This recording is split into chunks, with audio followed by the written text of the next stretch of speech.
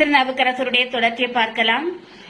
திருநாவுக்கரசர் என்ன பண்ணுவாருன்னா, கோயில்கள் தோறும் என்ன செய்வாருன்னா, எல்லா கோயில் எந்த கோயிலுக்கு சிவன் கோயிலுக்கு போறாரோ அங்க எல்லாம் வலிமையான கருத்துக்களால் வல்லமையாக பாடியதால் திருநாவுக்கரசர் என்று அழைத்தார்களாம். இதுக்கு முன்னாடி அவருடைய பெயர் என்னன்னா மருள் நீக்கியார். அதுக்கப்புறம் இவர் கோயில்கள் தோறும் அங்கங்கே போய் என்ன செய்திருக்காரு, வலிமையான கருத்துக்களால் வல்லமையாக பாடியதுனால இவர் என்ன செய்யாங்க, திருநாவுக்கரசர் என்று அழைப்பார்களாம்.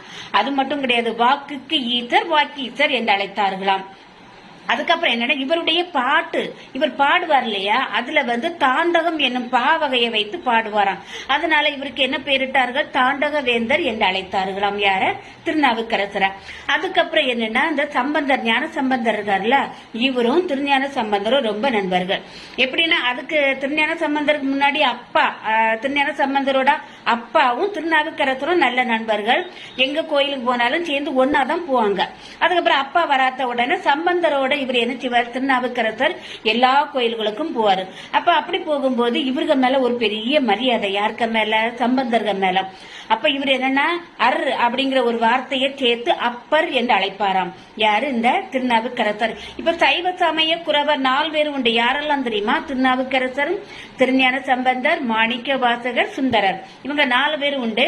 அதுல இவர் என்னன்னா, திருஞான சம்பந்தரோட ரொம்ப ஒரு நட்பு அதிகம். எந்த கோயிலுக்கு போனாலும் இவங்க என்ன செய்வாங்க, ஒன்னு சேர்ந்துதான் போவாங்களாம். அப்படி ஒரு நல்ல நட்புடையவர்கள். அது மட்டும் கிடையாது, திருஞான சம்பந்தருக்கு ரொம்ப வயசு கம்மி, சின்ன பையன். இவர் அப்படி இல்ல, ரொம்ப வயசானவர் திருநாவுக்கரசர். இவருடைய அருமைகள் என்னன்னு பாக்கலாமா. அதாவது இவர் என்னன்னா, சமண சமயத்துல இருந்து என்ன செய்தாரு, சைவராக மாறினாரு.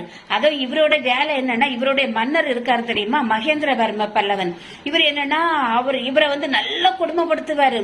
சுண்ணாம்பு தீ, அதாவது சுண்ணாம்பு இருக்குல்ல, அதை நல்லா காய வச்சு அதுக்குள்ள தூக்கி திருநாவுக்கரசரை போடுவாங்க. அப்பவும் இவர் என்ன செய்வாருன்னா, சிவனை தான் நினைச்சு மாசில் வீணையும் மாலை மதியமும் அந்த பாடலை பாடுவாரு. அது அப்படியே அந்த தீ என்ன செய்யாது, இவருக்கு உடம்புல ஒட்டவே ஒட்டாது, அது பூவா எல்லாம் மாறிடும். அவ்வளவு ஒரு அற்புதங்கள் நடைபெற்றது. காரணம் என்னன்னா, சிவன் தான் காரணம். அவர் அவ்வளவு கடவுளுக மேல என்ன செய்தாரு, பக்தியாக இருந்தாரு. அதுக்கப்புறம் என்னன்னா, திருமறைக்காட்டில் என்னன்னா கோயில், அங்க ரொம்ப நாளா என்ன செய்தாங்கன்னா, கதவு திறக்கவே இல்லை. அப்ப இவர் என்ன செய்வார், திருநாவுக்கரசர் போய் பாடுவார்.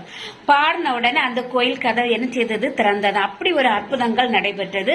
அதுக்கப்புறம் என்னன்னா, அப்புதியடிகள் ஒருத்தர் இருப்பாரு, அவருடைய பையன் பேரு திருநாவுக்கரசர்.